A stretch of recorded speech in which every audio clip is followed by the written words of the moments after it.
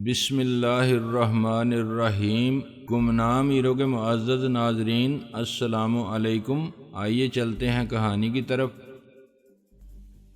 میں ناصر عظیم کے چچا کو قتل کرنے کی قسم کھا چکا ہوں، اس لیے کہ تیرا اور اس کا ایک نام تھا۔ میں نے کہا وہ میرا بھائی تھا۔ ابے چھوڑ، رشتے روز بنتے اور ٹوٹتے ہیں، رہی قسم کی بات تو دن میں 10 بار میں کھاتا ہوں اور توڑتا ہوں۔ تو گناہ گار ہے، کفارہ ادا کر دے۔ وہ پھر بہت ہنسا۔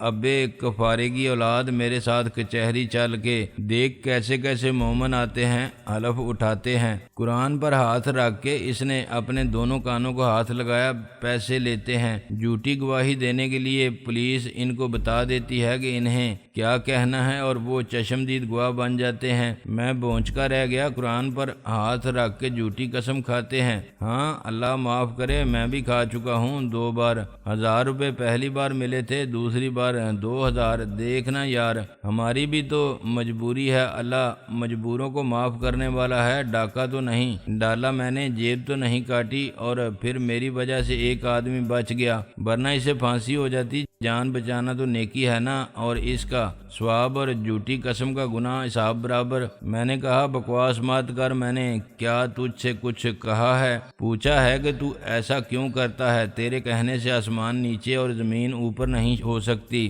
وہ شرمندہ نظر آنے لگا۔ میں بڑا گناہ گار ہوں یار، اللہ جانتا ہے۔ تو نے کسی قاتل کے لیے گواہی دی تھی کہ اس نے قتل نہیں کیا۔ اس نے اقرار میں سر ہلایا، حالانکہ قتل اسی نے کیا تھا۔ میں نے کہا ہوا کیا تھا؟ اس نے کہا جھگڑا زمین کا تھا، باپ ذمہ دار تھا اور بہت بوڑھا اور بیمار تھا، مگر مرنے کا نام نہیں لیتا تھا۔ بیٹے زمین بیچ کے شہر جانا چاہتے تھے۔ انہوں نے پہلے تو مشہور کر دیا کہ باپ کا دماغ چل گیا ہے، پھر کچھ جھگڑا بڑا تو باپ نے آگ کر دینے کی دھمکی دی، بیٹوں نے اسے مار دیا۔ کیسے مار دیا؟ گلا گھونٹ دیا اس کا سوتے میں، پھر اس کی لاش ایک ذمہ دار کے باغ میں آم کے درخت سے لٹکا دی تاکہ ایسا لگے کہ اس نے خودکشی کی ہے۔ بیماری سے تنگ آ گئے، پھر وہ صبح صبح لاہور آ گئے۔ ان کے گاؤں کا کوئی بندہ وہاں تھانے دار تھا، اسے سب بتا دیا۔ اس نے کہا میں سب ٹھیک کر لوں گا، مجھے مگر 50,000 لوں گا۔ زمین کتنے کی تھی؟ زمین لاکھوں کی تھی۔ رئیس بولا وہ مان گئے۔ میں نے لاش صبح دیکھی۔ تو اس باغ میں کیوں گیا تھا؟ میں نے پوچھا۔ میں کام کرتا تھا اس باغ میں یار، مالی کے ساتھ میرا کام طوطے اڑانا اور ان پرندوں کو بھگانا جو پھلوں کو نقصان پہنچاتے ہیں۔ میں گلیل لے کے پھرتا رہتا تھا، مالی کے ساتھ رہتا تھا۔ میں نے لاش دیکھی تو مالی کو بتایا، اور اس نے مالک نے مالی کو بھی بہت مارا، اور مجھے بھی کہ حرامی سوتے رہتے ہو، پتہ نہیں کون یہاں لاش ٹانگ گیا۔ اب خواہ مخواہ پولیس کا خرچہ۔ پولیس آئی تو پتہ چل گیا کہ لاش 10 میل دور کے ذمہ دار کی ہے۔ کوئی بہت بڑا ذمہ دار نہیں تھا، وہ لاکھوں کی زمین تھی اور بڑا ذمہ دار نہیں تھا۔ وہ ہنسنے لگا۔ ابے تو نے بڑے ذمہ دار نہیں دیکھے؟ ان کی اتنی زمین ہوتی ہے کہ خود ان کو پتہ نہیں ہوتا کہ کہاں سے کہاں تک ہے۔ گھوڑے پر بیٹھ کے چلتے جاؤ تو شام ہو جائے۔ میں نے اس کی گپ کو اخلاقاً قبول کر لیا۔ پھر پولیس نے کیا کارروائی کی؟ انہوں نے باغ کے مالک سے بھی خرچہ پانی وصول کیا، اور پھر لاش لے کر مرنے والے کو گھر چلے گئے۔ ان کی بیویوں نے بتایا کہ لڑکے تو کل سے شہر گئے ہوئے ہیں۔ پھر لڑکوں کی تلاش میں بندہ شہر گیا تو ساتھ ہی وہ تھانے دار بھی آ گیا۔ ان کے درمیان سارا معاملہ طے پا گیا تھا، تو انہوں نے مجھے بلایا، اور تھانے دار نے پوچھا کہ تو نے لاش کب دیکھی تھی؟ میں نے کہہ دیا کہ صبح 7 بجے۔ تھانے دار نے میرے تھپڑ مارا اور بولا کہ جھوٹ بکتا ہے، میرے سامنے لاش تو نے رات 11 بجے دیکھی تھی۔ ذمہ دار کے بڑے بیٹے نے کہا کہ یتیم ہے جی، اسے مت مارو۔ پھر اس نے مجھے 1000 روپے دیے اور یہ سمجھایا کہ جیسا تھانے دار صاحب بتائیں ویسا ہی کہنا ہے۔ بڑا حرامی پن کیا انہوں نے میرے ساتھ یار۔ مجھے 5000 تو دیے، مگر اسی طرح عقل آتی ہے آدمی کو۔ دوسری بار معمولی سی گواہی تھی، میں نے 2000 اینٹ لیے۔ تو نے بڑی غلطی کی۔ کیا غلطی کی؟ وہ 10,000 دے رہا تھا اور تو چھوڑ کے بھاگ آیا۔ بس یار مجھے شرم آئی، مجھے ایسا لگا جیسے میں اس کی لاش بیچ کر قیمت وصول کر رہا ہوں۔ میں نے کہا اس نے مجھے ایک گالی دی الٹی کھوپڑی کہ یہ خیال کیوں نہیں آیا تجھے کہ 10,000 بہت کم ہے، اس کی سزا تو پھانسی تھی، پھانسی نہ ہو تو عمر قید ہوتی ہے، عمر قید سے بچ سکتا ہے آدمی اگر وارث پیسے لے لیں اور معاف کر دیں، پیسے لے کر معاف کر دیں۔ میں نے بے یقینی سے کہا ہاں کچھ لوگ ایسا کرتے ہیں، وہ سوچتے ہیں کہ مرنے والا تو مر گیا، دوسرے کو پھانسی ہوگی تو ہمیں کیا ملے گا۔ قاتل کے وکیل اور گھر والے آدمی کی حیثیت کے مطابق سودا کرتے ہیں کہ چلو 1,00,000 2,00,000 لے لو، معاف کر دو، پارٹی بڑی ہو تو 10-15 لاکھ بھی کچھ نہیں، زندگی سے بڑی تو کوئی چیز نہیں ہوتی۔ مقتول کے وارث بھی سوچتے ہیں کہ اب تو رونے کی فرصت بھی نہیں، کوئی کب تک رو سکتا ہے، آخر پیسہ بیوی بچوں کے کام آئے گا۔ سب تو ایسا نہیں کرتے، نہیں یار، جن کو بدلہ لینا ہوتا ہے وہ بدلہ لیتے ہیں۔ تو نے 10,000 بھی چھوڑ دیے، اس سے تو 1,00,000 لینے تھے، اتنی سزا وہ خوشی سے تو قبول نہ کرتا، مجبوری میں دیتا، اس کا باپ بھی دیتا۔ میں نے کہا مگر یار مجھے وہ نہیں لینا، خون بہا، میں اسے معاف نہیں کر سکتا۔ ابے تو 10,000 میں تجھے کوئی مل جاتا جو تیرا کام کر دیتا، میں نے ایسی باتیں پہلے نہیں سنی تھی، میرا کام کر دیتا۔ ہاں اجرت پر سارے کام ہو جاتے ہیں، قتل بھی، اغوا بھی، مار پیٹ بھی۔ یہ تو کیا کہہ رہا ہے؟ جو لوگ اجرت پر ایسے کام کرتے ہیں کیا پکڑے نہیں جاتے؟ نہیں پاگل خانے، وہ تجربہ کار اور ہوشیار لوگ ہوتے ہیں اور ان کو پولیس کا ڈر بھی نہیں ہوتا، یا تو وہ انہی کے بندے ہوتے ہیں ورنہ مکمکا ہو جاتا ہے۔ مکمکا؟ ہاں یار، جیسے ذمہ دار نے کیا تھا، سودا ہو جاتا ہے آپس میں اور پیسہ لے کر معاملے کو دبا دیا جاتا ہے، یا بس ایسے ہی خانہ پوری کے لیے قانونی کارروائی بھی کرتے ہیں اور بندے کو یا بات کو ادھر ادھر گھما پھرا کے ٹھنڈا کر دیتے ہیں۔ مجھے اس معاملے سے دلچسپی پیدا ہو گئی تھی، میں سمجھا نہیں بندے کو کیسے گھماتے پھراتے ہیں اور بات کو کیسے ٹھنڈا کرتے ہیں۔ وہ ہنسنے لگا، یار اب میں کیسے سمجھاؤں تجھے؟ فرض کرو دن داڑے سب کے سامنے کسی کا قتل ہو جائے اور قاتل پکڑا بھی جائے تو اور بات ہے، پولیس اسے پکڑ لے گی اور پرچہ بھی کاٹ دے گی، آگے لمبی کہانی ہوتی ہے۔ جو پکڑا جاتا ہے اس کے گھر والے پولیس کی منت سماجت کرتے ہیں اور اسے مار سے بچانے کے لیے پیسہ بھی خرچ کرتے ہیں، حالانکہ اسے مارنے کی کیا ضرورت ہے؟ جو خود قتل سے انکار نہیں کر رہا ہے اور 10 بندے گواہ ہیں کہ اس نے مارا، مگر چترول نہ ہو تو مال نہیں ملتا۔ اس کے بعد عدالت میں چلان پیش کرنے کے معاملہ لمبا ہو جاتا ہے، پھر پیشی لمبی ہو جاتی ہے۔ اگر پیسہ ہے تو سالوں ایک ہی عدالت میں لگ جاتے ہیں، گواہ جاتے ہیں اور گواہی دیے بغیر اگلی پیشی کی تاریخ لے کر آ جاتے ہیں۔ ان کی تو زندگی عذاب ہو جاتی ہے، اس چکر میں وہ توبہ کر لیتے ہیں کہ آئندہ ان کے باپ کو بھی کوئی ان کے سامنے مار دے تو وہ گواہی میں نہیں پڑیں گے۔ کام چھوڑ کے سارا دن عدالت میں کھجل خوار ہونا کوئی آسان بات ہے؟ جن کے لیے پیسہ خرچ کرنے والا کوئی نہ ہو ان کو پھانسی بھی ہو جاتی ہے، ورنہ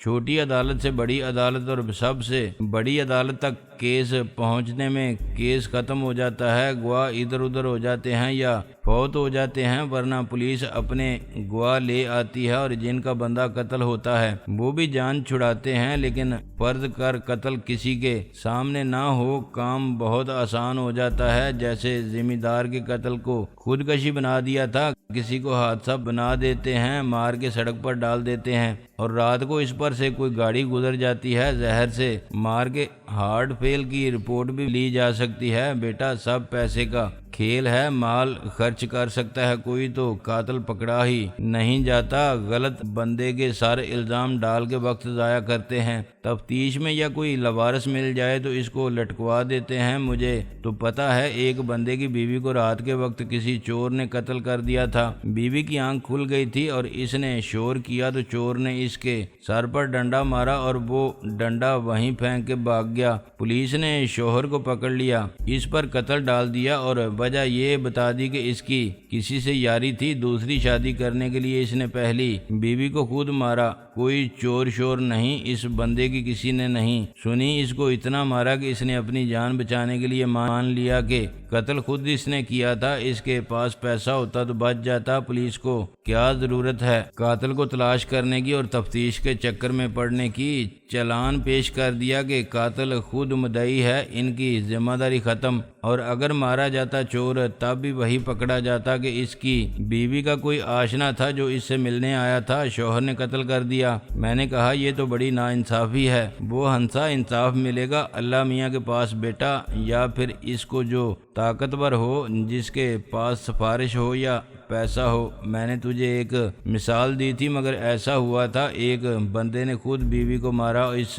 سے جان چھڑانے کے لیے، اور پولیس کو پیسہ کھلا کے کیس ڈکیٹی کا بنا دیا کہ ڈاکو مار گئے، گھر کا کچھ سامان ادھر ادھر کر دیا، تالے توڑ دیے، پھر ایک دو فائر کیے اور شور مچا دیا، چور چور پکڑو، ادھر گئے ہیں۔ اور مزے کی بات یہ کہ بعد میں 4 چور پکڑے گئے۔ ڈاکہ ڈالنے کے بعد انہوں نے یہ مان لیا کہ ہم نے اس عورت کو بھی مارا تھا۔ کیوں مان لیا جب انہوں نے قتل نہیں کیا تھا؟ ان کا معاملہ سیٹ ہو جاتا ہے پولیس سے، یار ڈاکوؤں سے بھی تو مال ملتا ہے ان کو۔ وہ پولیس کی مرضی کے مطابق بیان دے کر کیس ختم کراتے ہیں، اور پولیس ظاہر کرتی ہے کہ اتنے عرصے تک وہ تفتیش کرتے رہے، جرم کا سراغ لگا لیا، بعد میں سب ختم ہو جاتا ہے۔ میں نے سوچ کے کہا تجھے تو سب معلوم ہے یار، تو پولیس کا مخبر بھی ہے کوئی ایسا بندہ تیری نظر میں جو قتل کر دے اس کو؟ وہ مجھے حیرانی سے دیکھنے لگا۔ بندہ تو مل ہی جاتا ہے، مگر بیٹا یہ کوئی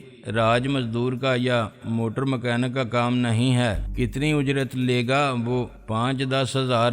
اس نے میرے ایک دھپ مارا۔ اوئے پاگل خانے، کیا ہوتے ہیں 5-10 ہزار؟ 1,00,000-2 لاکھ ہوں تو بندہ ایسے غائب جیسے پیدا ہی نہیں ہوا تھا۔ میرا سارا جوش و خروش ٹھنڈا پڑ گیا۔ 1,00,000-2 لاکھ؟ ابے بھول جا اس کو، اپنے آپ کو ضائع مت کر۔ میں نے کہا رئیس میں نے قسم کھائی ہے، کیا تو میری مدد نہیں کرے گا؟ تیری مدد کروں قتل میں؟ ابے ایسی بات بھی منہ سے مت نکال، ورنہ اپنے ساتھ مجھے بھی مروائے گا۔ کیوں یار، تجھے سارے طریقے معلوم ہیں۔ میں اس کی قانون دانی سے سخت متاثر ہو چکا تھا۔ قتل میں خود کروں گا، بس تو کسی طرح مجھے بچا لینا۔ تیری جان پہچان ہے، پولیس سے محکمہ کرا دینا، وہ کسی اور کے ساتھ ڈال دیں، یہ قتل ایسا بندوبست ہو جائے۔ تو پاگل ہو گیا ہے؟ ابے اپنی عمر دیکھ سالے، اور ارادے دیکھ۔ تو نے قتل کیا تو پکڑا جائے گا، محکمہ کیا ایسے ہی ہو جاتا ہے؟ یہ پولیس والے اپنے باپ کا لحاظ نہیں کرتے، میں تو بس مخبری کرتا ہوں، کبھی کبھی پکڑ کے بند بھی کر دیتے ہیں مجھے اپنی کارگزاری دکھانے کے لیے۔ میری جان پہچان سے کچھ نہیں ہوگا، روٹی کھانے کے پیسے نہیں ہیں جیب میں، رہنے کو گھر نہیں ہے، سارا جہان ہمارا۔ یہ گانا سنا ہے تو نے؟ دماغ سے نکال دے قتل کا یہ خیال۔ میں یار ہوں تیرا، اس لیے مشورہ دے رہا ہوں، کوئی اور ہوتا تو پولیس کو بتا دیتا۔ یہ بتا تو یتیم خانے سے کب نکلا؟ ابھی یار کل۔ اور اب کہاں جائے گا؟ ہے کوئی ٹھکانہ؟ نہیں ہے تو میرے ساتھ چل۔ میں اسے کیا بتاتا کہ مجھے ٹھکانوں کی کمی نہیں، اور 2 لاکھ تو شاید نہ ہو، مگر 1 لاکھ میں کوئی تیار ہو تو میں قتل کرانے کے لیے دے سکتا ہوں۔ وہ سمجھتا میرے دماغ کا واقعی کوئی پیچ ڈھیلا ہے۔ میں نے کہا اگر جگہ ہے جہاں میں رہ سکتا ہوں، تیرا تو کوئی دور کا رشتہ دار بھی نہیں تھا۔ رئیس بولا ایک بڑھیا ہے، اس کا میں چھوٹا موٹا کام کر دیتا تھا، کھانا بھی کھلاتی تھی مجھے اور کہتی تھی کہ میرے ساتھ رہ، مجھے بھی ضرورت ہے سہارے کی، بیمار ہوں اور اکیلی ہوں۔ کیوں گھر والا اور بچے کوئی نہیں؟ میں نے نفی میں سر ہلایا۔ شوہر مر گیا، بچے چھوڑ گئے، اس کے پاس ہے ایک کمرے کا گھر 3 مرلے پر۔ اچھا تو وہاں رہے گا اور کرے گا کیا؟ میں نے کہا کچھ بھی کر سکتا ہوں۔ اس نے میرا مذاق اڑایا، قتل بھی کر سکتا ہے؟ میں نے کہا دیکھ یار، بھیک میں نے کبھی مانگی نہیں، کتنے لونڈے ہیں اپنے جاننے والے جو بھیک مانگ کے عیش کر رہے ہیں، چندہ بھی اب میں جمع نہیں کر سکتا، یتیم خانے والے میرے پیچھے لگ جائیں گے، یہ معاملہ خراب ہے بیٹا، کیسے بچے گا تو ان کی پکڑ سے؟ میں نے کہا اگر ایسی بات ہوگی تو میں لاہور چلا جاؤں گا، ورنہ کچھ دن غائب رہوں گا۔ کب تک غائب رہے گا؟ انہیں خبر مل جائے گی، لڑکے جو گلی محلوں میں چندے جمع کرتے ہیں اور بھیک مانگتے ہیں، ان میں کوئی تجھے دیکھ لے گا۔ ہاں لاہور جانے والی بات ٹھیک ہے۔ میں نے کہا تو کہاں رہتا ہے؟ اس نے کہا اپنا کوئی ایک ٹھکانہ نہیں ہے، یہاں ملتا ہوں، ورنہ شام کے وقت سینما کے باہر آپا جی کے ساتھ۔ آپا جی کون تیری؟ ابے نہیں میری کچھ نہیں، اس نے مجھے آنکھ ماری، میں اس کے ساتھ رہتا ہوں، 10 روپے دیتی ہے کبھی کبھی، خیر چھوڑ، تو بچہ ہے ابھی نہیں سمجھے گا، ہے تو ایویں ہی مگر جوان ہے اپنی طرح پیارے۔ رئیس مجھ سے واقعی عمر میں 3-4 سال بڑا تھا اور اس کی جان بھی اچھی تھی، جو اس کے کہنے کے مطابق کھانے پینے اور موج کرنے سے بنی تھی۔ مجھے اس کی آپا سے ملنے کا کوئی خاص اشتیاق نہیں تھا، مگر میں نے وعدہ کیا کہ میں بہت جلد اس سے ملوں گا اور پھر اس کے مشورے سے کوئی کام کروں گا۔ اس نے مجھے ہوٹل میں کام کرنے، کسی گیراج میں ملازم ہونے یا گھر میں برتن دھونے اور بچے کھلانے جیسے گھٹیا کام کرنے کے خیال پر سخت شرمندہ کیا تھا۔ اب ایسی باتیں سوچتے رہا تو ترقی نہیں کرے گا۔ سالے دن بھر محنت کرے گا ہوٹل میں، دوڑ دوڑ کے گاڑیوں کے نیچے لیٹ کر ڈبریاں ٹائٹ کرتے کرتے اور گالیاں کھاتے کھاتے تیرا کھانا خراب ہو جائے گا۔ ملے گا کیا؟ روز کے 5-10 روپے ایک وقت کا کھانا۔ محنت کی کمائی میں خواری ہی خواری ہے بیٹے، جو کچھ نہیں کر سکے نا۔ اس نے ایک گالی کے ساتھ کہا۔ وہ غلامی کرتے ہیں اور ساری عمر غلام ہی رہتے ہیں۔ ابے ہمت ہے تو کوئی بڑا کام کر، لمبا ہاتھ مار، ادھر ادھر باہر یا اندر۔ میں نے کہا نہیں یار، میں اندر جانے والے کام نہیں کر سکتا۔ ہمت تو بہت ہے مجھ میں، مگر جیل جانے کی نہیں۔ پھر خاک ہمت ہے۔ ابے عزت آنی جانی چیز ہے، جیب میں مال ہو تو جینے کا مزہ ہے۔ دنیا اپنی جیب میں، ورنہ کچھ نہیں۔ واپس چلا جا یتیم خانے میں اور دیکھ پکڑے جاتے ہیں۔ بیوقوف، مجھے معلوم ہے تو بڑا سیانہ تھا، ہم سب کے مقابلے میں افلاطون تھا۔ تو وزیر اعظم بننے کی بات کرتا تھا، اب برتن دھونے اور بچے کھلانے پر آ گیا۔ میں نے کہا وزیر اعظم ابھی تو نہیں بن سکتا نا، تو کبھی نہیں بن سکتا اس لیے کہ تو ہے۔ اس نے میرے نام کے ساتھ میری شخصیت کی ایک غیر موجودہ صفت منسوب کر دی۔ اس وقت میں نے تردید نہیں کی اور اس سے اجازت لے کر رخصت ہو گیا۔ رات کے 10 بجے میں ڈاکٹر مشہود الظفر کے بنگلے پر پہنچ گیا۔ اس کا نام میرے لیے بہت مشکل تھا، چنانچہ میں اسے ڈاکٹر مشہور کہتا تھا۔ میں اس کے 3 بچوں کو بڑی محنت سے ٹیوشن پڑھاتا تھا اور ایسی باتیں کرتا تھا جن سے بچے بھی خوش رہتے تھے اور اس کی بیوی زیادہ خوش ہوتی تھی۔ مثلاً اس کی صورت کے نقوش میں تھوڑی بہت مشابہت ایک مشہور فلمی ہیروئن کی تھی، لیکن وہ کالی تھی اور موٹی بھی ہو رہی تھی۔ حالانکہ اس کی شادی کو صرف 10 سال ہوئے تھے۔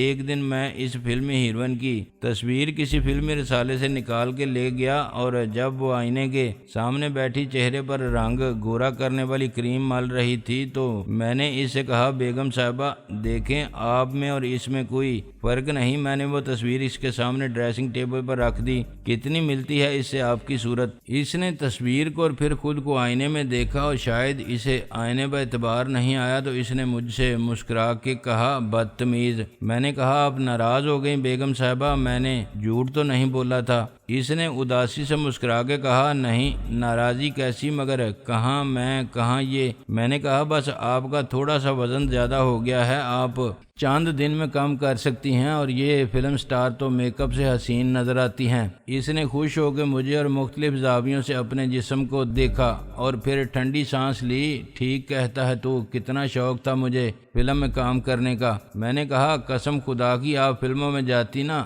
تو بس آج ہر فلم میں آپ ہی آپ ہوتی۔ آپ کی آواز بھی اتنی اچھی ہے، ڈانس سیکھ سکتی تھیں آپ۔ انہوں نے فخریہ مسرت سے اطلاع دی ڈانس کرتی تھی میں، کالج کے ڈراموں میں بہت حصہ لیا، فلم میں چانس بھی مل رہا تھا، مگر پہلے ابا آڑے آگے کہ نہ بس اب گارداری سیکھو، آگے جا کے گھر سنبھالنا ہے تمہیں۔ قسمت میں ڈاکٹر لکھا تھا جس کو دن رات چیر پھاڑ سے ہی فرصت نہیں، نہ کوئی شوق نہ دلچسپی، بس پیسہ ہی پیسہ ہے۔ میرے تو سارے ارمان گھٹ کے رہ گئے۔ آپ نے کہا ہوتا ڈاکٹر صاحب سے کہ میں کام کروں گی فلموں میں۔ اس نے مجھے حسرت بھری نظروں سے دیکھا، پاگل ہوا ہے لڑکے، انہوں نے مجھے اسکول میں پڑھانے کی اجازت تو دی نہیں کہ کیا ضرورت ہے، کس چیز کی کمی ہے، وقت گزارنے کا مسئلہ ہے تو میرے ساتھ چلو اسپتال میں کام کرو، نرسنگ سیکھ لو۔ فلم کی بات کرتی تو ناک کا مسئلہ آ جاتا۔ ایسی باتوں سے کون عورت خوش نہیں ہوگی، توجہ نہ ملنے کی شاکی ہر بیوی رہتی ہے، یہ سمجھے بغیر کہ شوہر میں اور چاہنے والے میں بنیادی فرق یہ ہے کہ ایک کو اس کی اور گھر کی ذمہ داری کا احساس ہے اور دوسرا فارغ ہے۔ عشق کرنے کے لیے عملاً محبت وہ کرتا ہے جو عزت آرام اور تحفظ فراہم کرتا ہے اور اس کے لیے دن رات محنت کرتا ہے۔ محنت محبت برے مکالمے بولنا تو شاید سب سے آسان کام ہے۔ بیگم بنگلے کے لان میں کرسی ڈالے بیٹھی تھی اور درخت میں الجھے چاند کو تک رہی تھی۔ اس کے بچے اندر ٹی وی دیکھ رہے تھے۔ انہوں نے شاید VCR پر کوئی کارٹون فلم لگا رکھی تھی۔ مضحکہ خیز آوازوں کا شور باہر تک سنائی دے رہا تھا۔ وہ مجھے دیکھ کے حیران رہ گئی۔ تم ناصر اس وقت 3 دن سے کہاں تھے؟